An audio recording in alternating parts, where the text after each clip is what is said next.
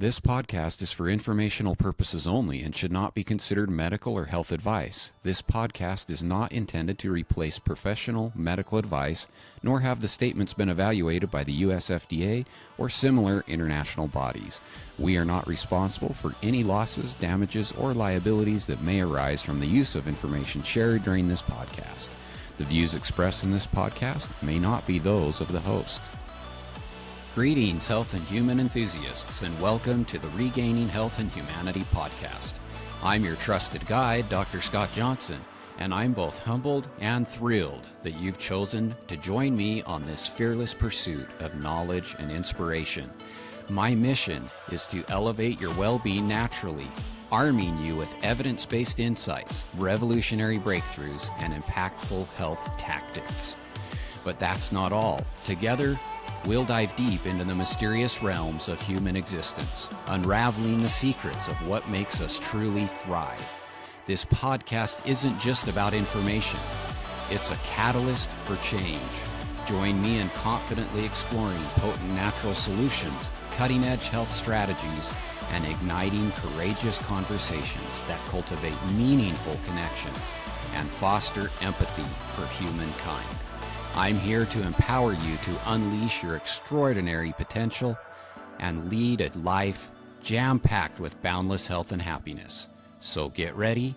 Your extraordinary journey to boundless health and happiness starts now.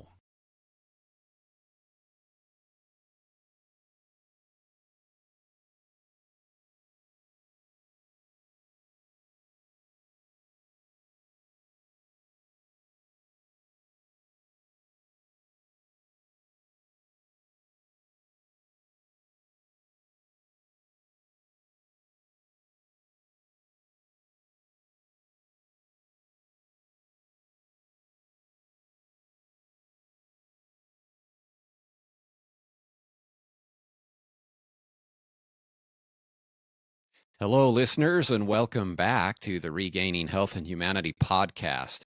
I am thrilled about our topic today because we're going to dive into a topic that affects so many people: weight loss, body fat, and their association with inflammation. As my guest today, I have Dr. Lori Shemek, who is well known as a pioneer in creating global awareness of low-level inflammation and how it is the underlying cause of most illness, disease, faster aging, and even weight gain. Through her efforts, she uncovered the pathway to the core cause of weight: inflamed fat cells that not only promote unwanted excess weight gain and belly fat, but poor health as well. She is a nutrition and weight loss expert, a best-selling author, and specializes in weight loss resistance. Again, something a lot of people struggle with. She has a book out about the subject titled How to Fight Fatflammation. The Huffington Post has recognized Dr. Shemek twice as one of the top 16 health and fitness experts and as one of the top 35 diet and nutrition experts. Global Data also recognized Dr. Lori Shemek as the number one top 10 health and wellness global influencer in 2020.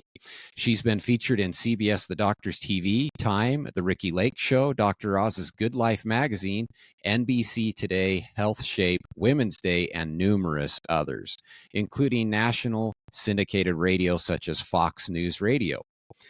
She is affectionately known as the Inflammation Terminator. Thanks, Dr. Shemek, for being on the Regaining Health and Humanity podcast today. Thank you, Dr. Scott. Thank you so much for having me. It's really a pleasure. And finally, we got this together. Yeah, it was a bit of a challenge connecting with busy schedules, but it's worth the wait because I think this topic, you know, especially weight resistance, when people feel they hit that plateau, they just run out of ideas and go, I don't know what else to do. And so I'm glad we're having this conversation to hopefully give people some tips and strategies that can help push them over that plateau and have a better recognition of inflammation and how it affects our health and weight. Yeah, that's really well said. Yeah, and that's so important. I really want to start by defining fatflammation. You wrote a book, as I mentioned, titled How to Fight Fatflammation, a revolutionary 3-week program to shrink the body's fat cells for quick and lasting weight loss. And most people are familiar with the terms fat and inflammation, but what do you mean when you combine them into fatflammation? Well, I was walking my dog one day and I was like, I'm writing this book on fat cell inflammation. And I was Hmm. like, I need a title for this book. And I couldn't think of a good title. And then it hit me all of a sudden, what says it better than fatflammation, right? And so the publishers, they just love that. But the truth is, that's what it is. They are inflamed fat cells, and when that happens, it's not a good thing, and it happens. It happens to, as you know, obesity is becoming epidemic in our country, Hmm. and which inflamed fat cells, are driving this, in fact. And so what happens is that when we start storing fat, we have um, a biomechanical problem that uh, throws out more inflammatory molecules. And as we gain more weight, these inflammatory molecules then slow down the metabolism, and we have weight gain. And this, unfortunately, you can look at our fat cells like factories, little factories producing these inflammatory molecules 24/7. And so, with the more fat you have, especially in the belly is just incredible house, if you will, for the worst kind of fat you can store. And Hmm. so when this happens, our metabolism slows, we keep gaining weight. And that's why, because these inflammatory molecules are going everywhere throughout the body, producing more fat storage. And as you know, Dr. Scott, there are a litany of chronic diseases Hmm. associated with this, really caused by stored fat. Yeah, I couldn't agree more because I tell my listeners all the time that two of the most important things for you to control if you really want to have good health and a longer health span are one, inflammation, and two, your blood sugar. And those Isn't that the two are truth? actually connected Yes. and intertwined completely.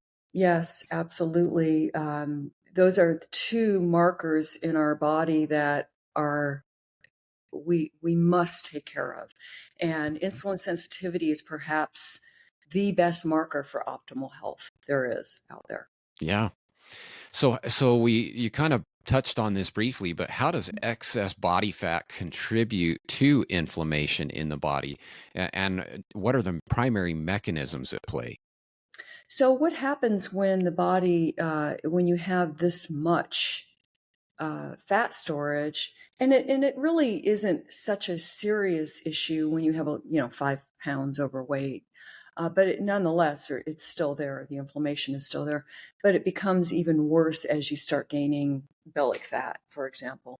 And so what happens is as I mentioned, the fat cells begin to produce these inflammatory molecules, and then this sets us up throughout the body, wherever you're vulnerable for some type of illness or disease.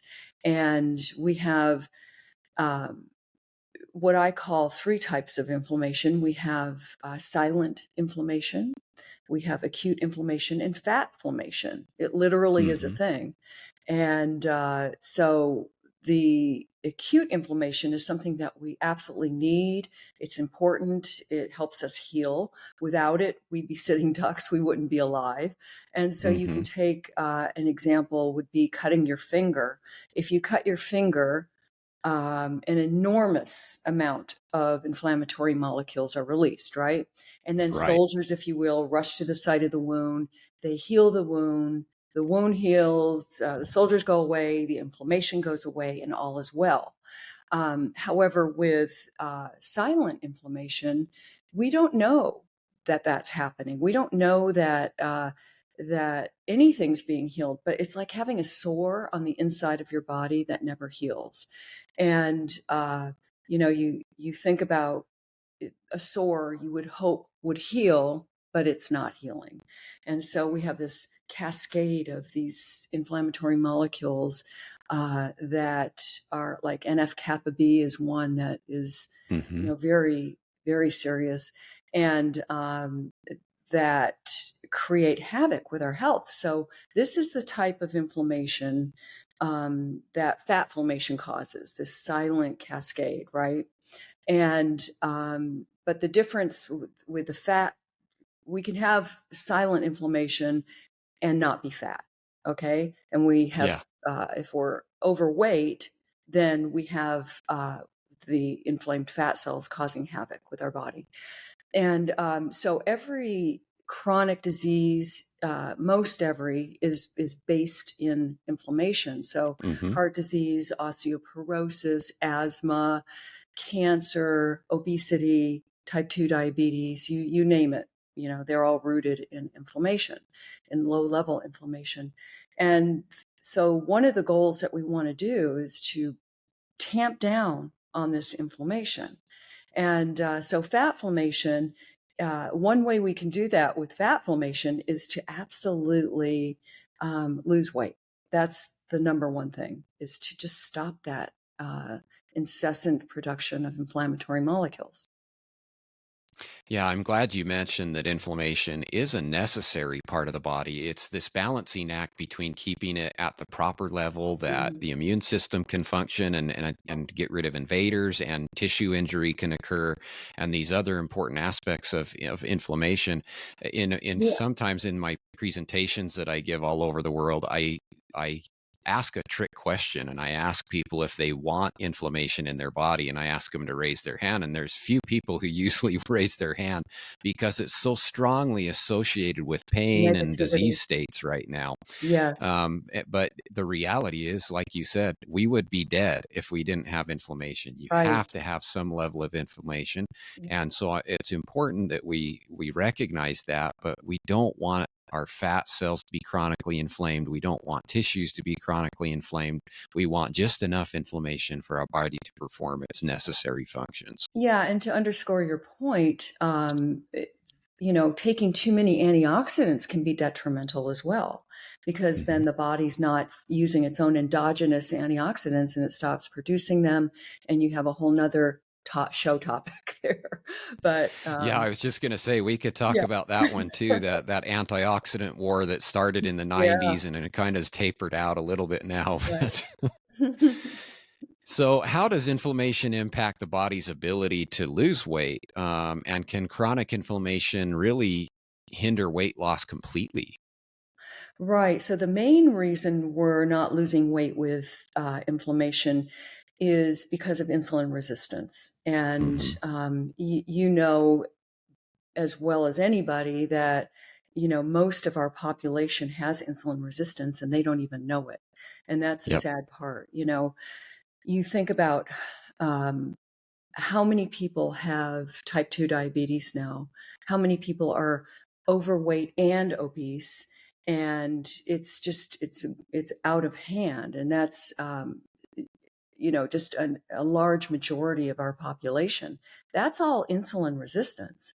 And when the doctor tells you that you need to watch your sugar intake, or or your glucose levels are very high, or your pre-diabetes, for example, um, then you must pay attention, because that is a key marker, as we discussed earlier, to optimal health.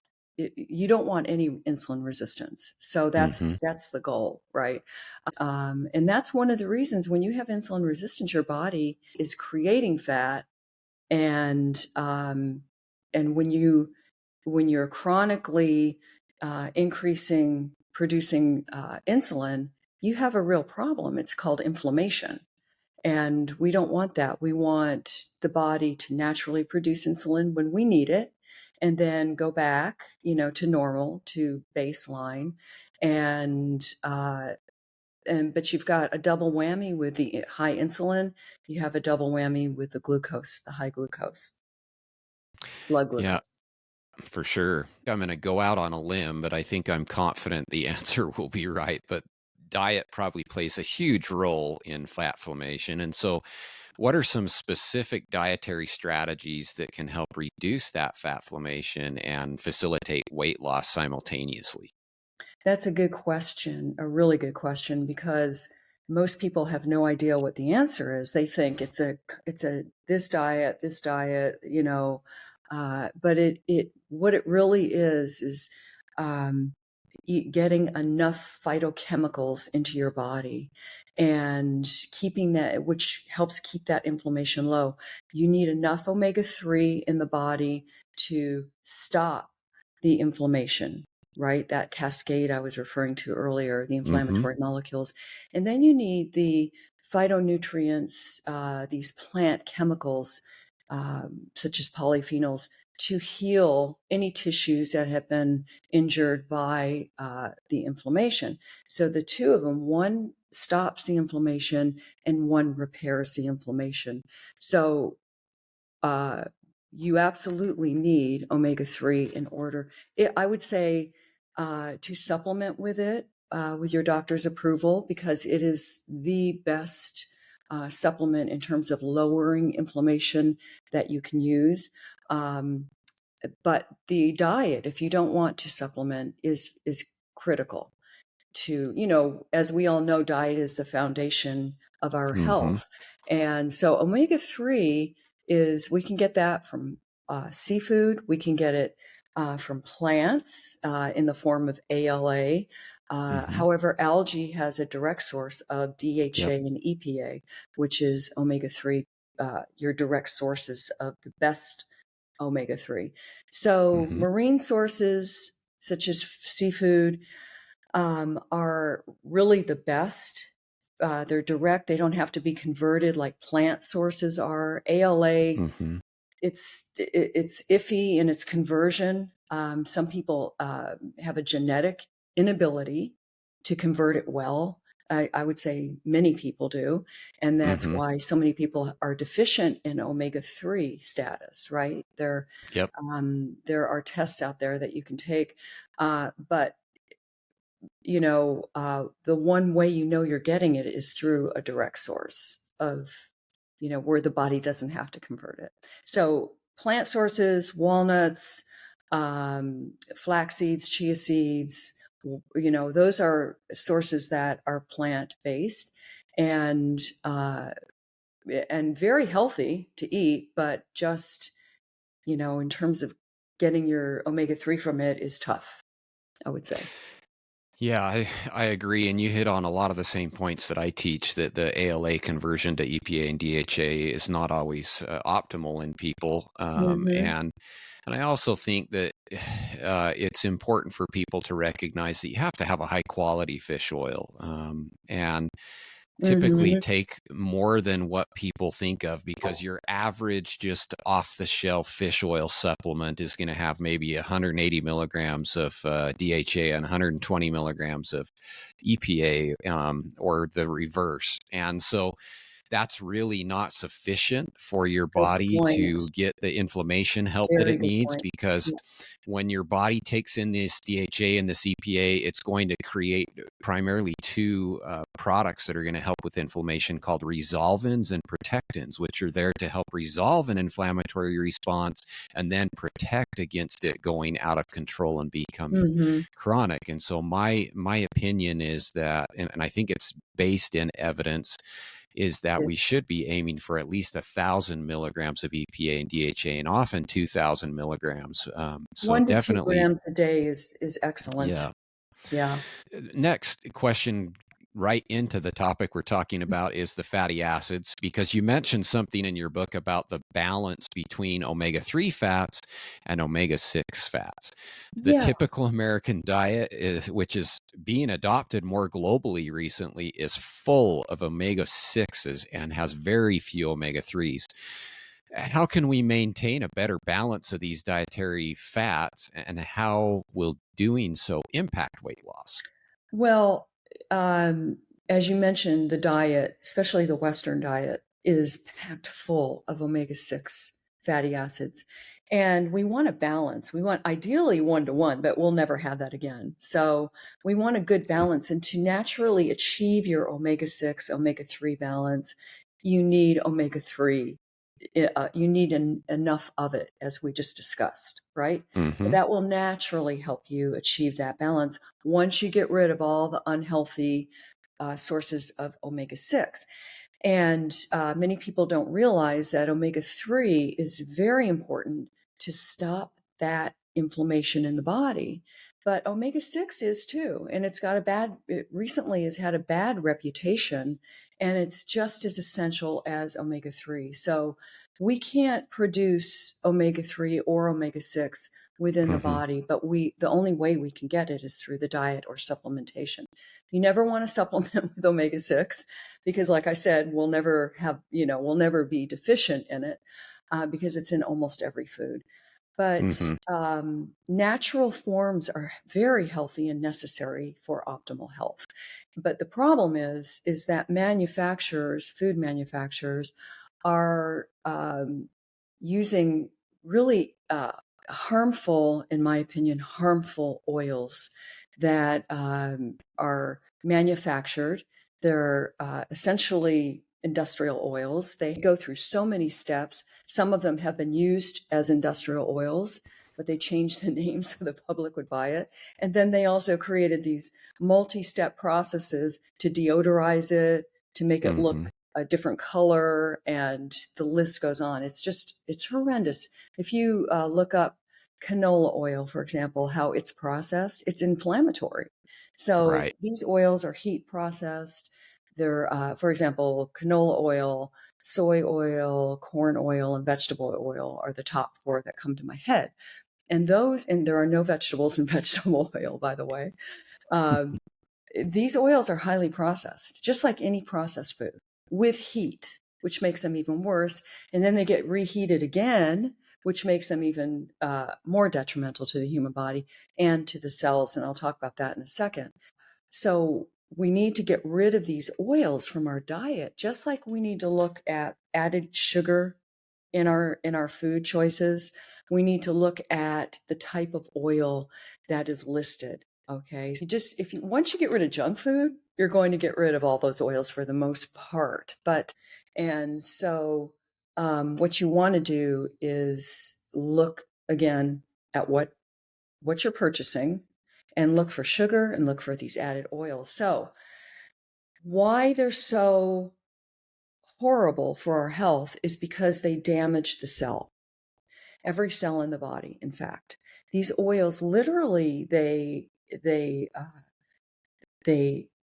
mess with the cell membrane, and that cell Mm-hmm. membrane is very thin, and it is the most important part of our health because it allows nutrients to flow in, nutrients to flow out, and more. And so when these cells receive these oils, it they essentially become burned, if you will, for a lack of a better word. And these etchings or these burns, the cell is never able to heal because you just can't heal it. And so over time, you keep using these types of oils, for example, and the cell just continues to go in a downward spiral. And the cell membrane essentially stiffens, Mm-hmm. and the matrix of the cell stiffens, and you just have this really difficult inability to lose weight. And you have more cravings because your body's not getting the nutrients it needs, and degenerative disease occurs because there's a whole host of inflammation. Again, there's not enough nutrients to fight the inflammation in the body. The cell is not equipped to fight Mm-hmm. the issues. And so this is why it's a very big problem, these oils. So did I get off track?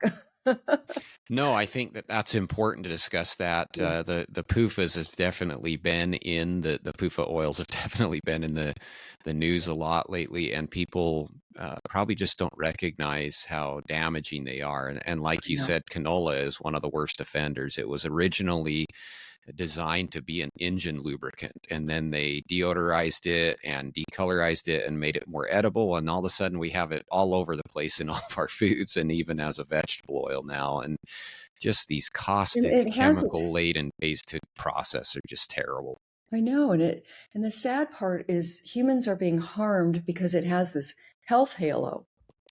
They put Mm-hmm. canola in everything and call it, oh, made with canola oil Yeah. and, heart healthy. One of the other foundational things that I'd like to discuss, and its correlation or effects on inflammation, is just physical activity and exercise. So, how Oh, does yeah. exercise affect inflammation? And can certain types of exercise be more effective in combating inflammation during a weight loss period? Yes. Exercise is one of the go-to, if you will, prescriptions for fat loss and optimal health. And that's why in reducing inflammation. And that's why, people who do exercise are healthier overall. They have better brain health. They have just better fitness. They have lower inflammatory rates, markers. Mm-hmm. And so, one of the reasons is because simply moving your body is anti-inflammatory. It's producing anti-inflammatory molecules. So just doing a bicep is producing what's called myokines. And these myokines are very beneficial to our health. And so, any kind of exercise that you do, always know that you are creating an anti inflammatory body with it, for a lack of a better word. You are promoting anti inflammatory compounds. Yeah, I recently released a book on gut health, and it's one of the foundational Congratulations. things. So thanks that I want people to focus on, because there's some correlations with the modern American diet and just lifestyles and tearing up our gut. But Yes. can you Like discuss the impact? those seed oils were just industrial. Right. Yeah. Yeah, for sure. And really, inflammation is almost entirely controlled within the gut, if you want to get Yes. down to the Excellent base point. of it. So, how Right. can you discuss can you discuss the impact of gut health on inflammation in relation to obesity, and how can it be optimized to promote better inflammatory balance? Right. And the same thing with our cells. When our gut is compromised, we're not getting the nutrients that we need. Hmm. And so, therefore, we're not going to be able to burn that fat. And um, gut health is critical to optimal health. We know that now. 10 years Yep. ago, we were starting to understand that, but now we know there is a direct connection between weight and our gut health. And so Hmm. there was an interesting study done years ago where they did a fecal transplant with it from mice to from human to human. Sorry, that was another research study. From a lean human to an obese human, and the obese human lost weight simply by doing Hmm. that transplant, right? And they did it vice versa, and the lean person gained weight. And so that right there shows you how important our gut is to keeping a lean weight. And Yep. um, we have, so like you mentioned, so many toxins that are involved in what we're eating. We have the plastics that are rolling around everything. I just watched a video this morning on plastics, and it was horrendous what's really happening out there. They're being stored in our body. Forever chemicals are being stored. And so we have to do what we can to optimize our health and not ingest these things. So, yes, gut health is critical. Um, when we're not digesting our food, we are more apt to gain weight. And so I always recommend that people take if a digestive enzyme as Hmm. well. There are different types, as you know. You're more of an expert on gut health, but there are different types of like gut problems, like SIBO, and people with certain conditions like PCOS have gut health issues. And so, you know, um, I always think about all of the conditions that are affected by poor gut health, and obesity is one of them. Yeah, what role can you do stress and sleep patterns play in inflammation associated with excess body A fat? lot.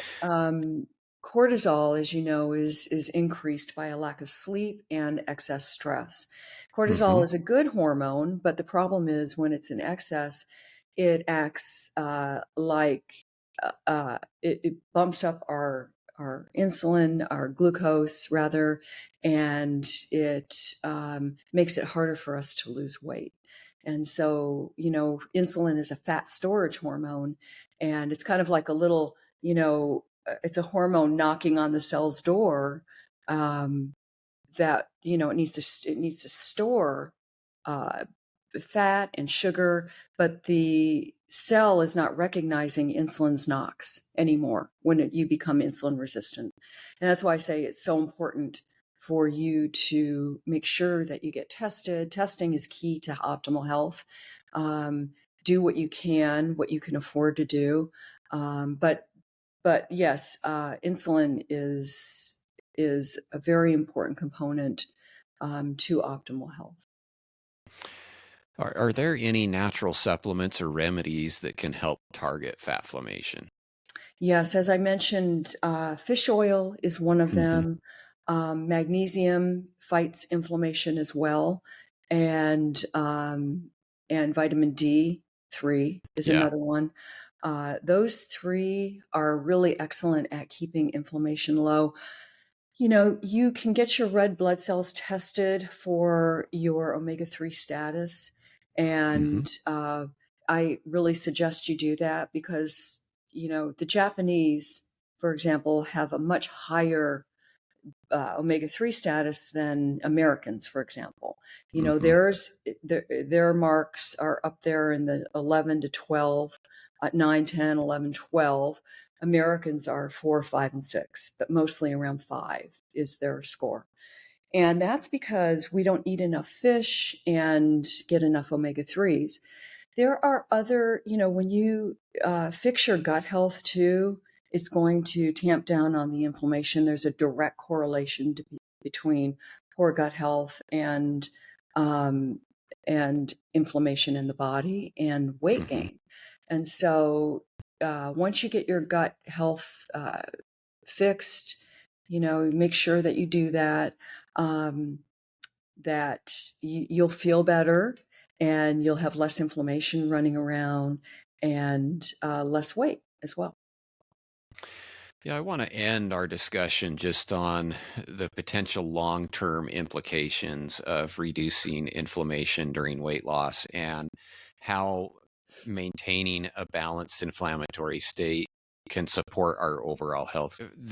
Because I think in society, unless we see an immediate impact, we generally don't worry about our health. And so these chronic inflammatory states that people get into are not really something you notice immediately. It's longer term that you start to Right. see the results of having that chronic or what you called silent inflammation. And so can you discuss the potential long-term implications of reducing inflammation and how maintaining that optimal inflammatory state can support overall health?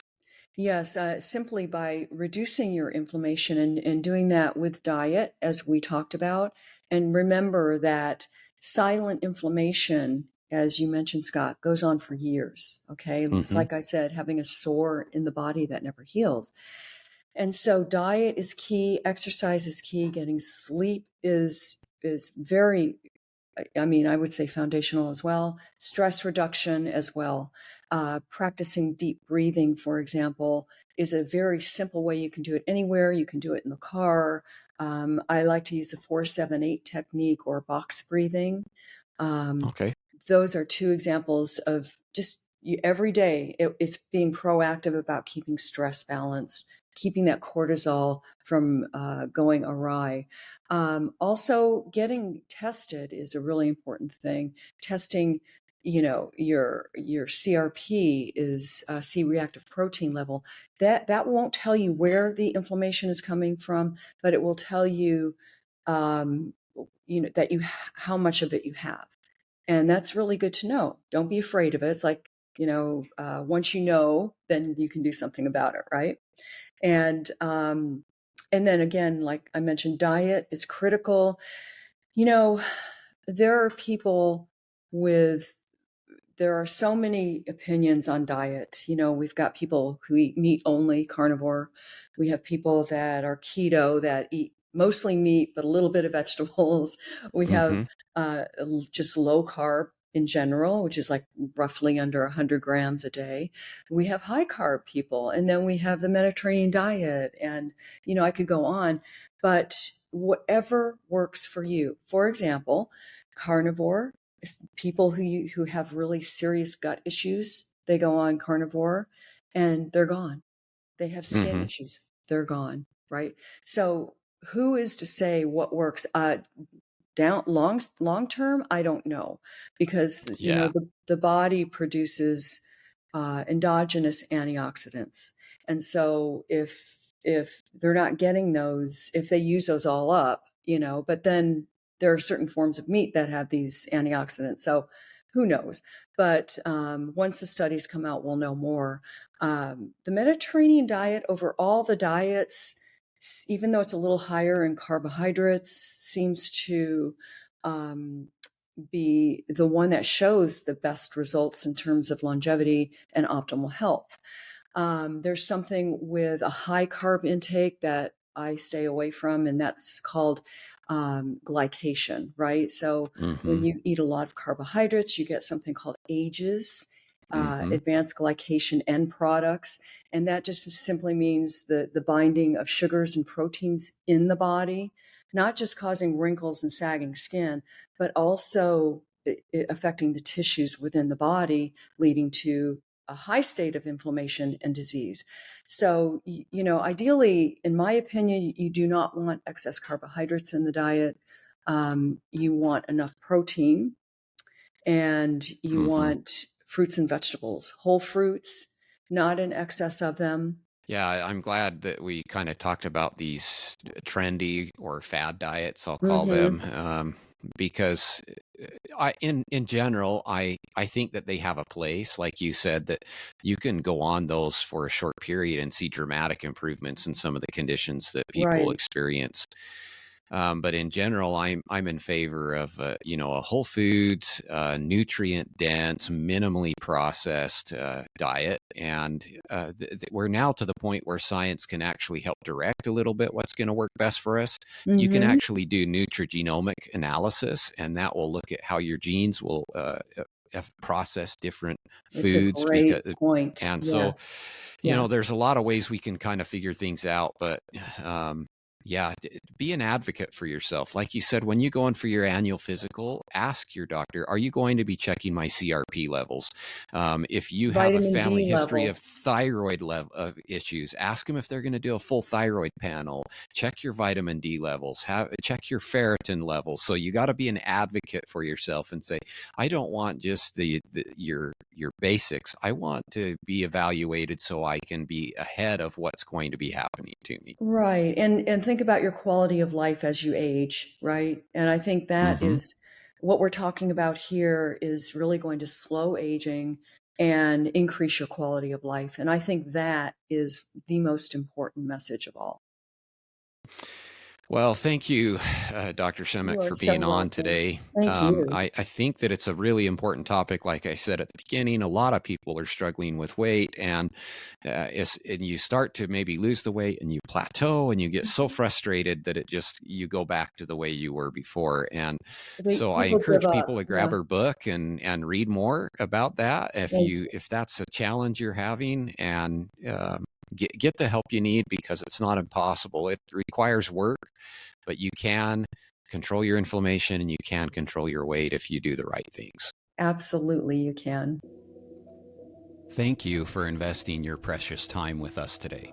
I trust you've uncovered valuable insights to elevate your health and enhance your quality of life. If you're hungry for more evidence-based wisdom to transform your well-being, I invite you to check out my 20-plus books, all waiting to be explored on my website, authorscott.com. Don't miss out on the chance to supercharge your knowledge. Please share, like, and subscribe to be part of the movement revolutionizing lives. In a world drowning in noise and endless information, your share can be the beacon that guides others to a better life. Together, let's make a difference by amplifying the life-changing knowledge you've gained today. Until next time, here's to your journey to boundless health and unbridled happiness.